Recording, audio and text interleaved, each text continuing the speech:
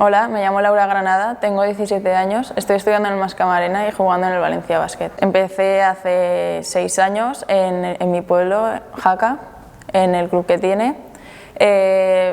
Yo jugaba con mis amigos en el cole y me gustó, entonces decidí apuntarme y pues se me dio bien y pues seguí.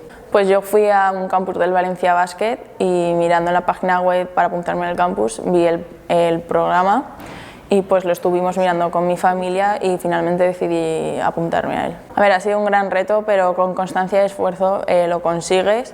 Además, hemos tenido ayuda tanto de dirección como de orientación que nos han ayudado a poder conseguirlo. Mascamarena es un colegio muy exigente y hay alguna asignatura, como en algunos casos, que cuesta más, como mates, por ejemplo, pero los profesores te ayudan bastante y al fin y al cabo lo consigues sacando.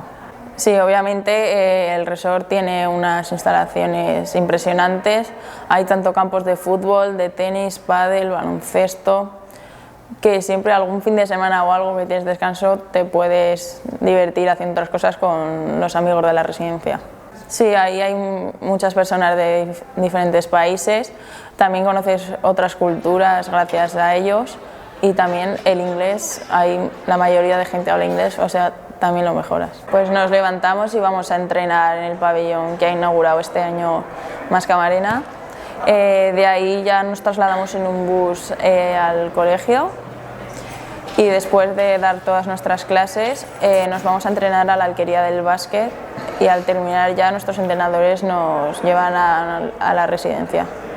Pues cuando finalice el segundo de bachiller, mi nueva etapa va a ser ir a Estados Unidos, voy a ir a la Universidad de Minnesota, donde he podido acceder a una beca para poder jugar en el equipo y estudiar Physical Education durante 4 años. Mi objetivo sería llegar a jugar profesionalmente al baloncesto, aunque ya sé que es un objetivo difícil, pero con esfuerzo y constancia se puede llegar a conseguir.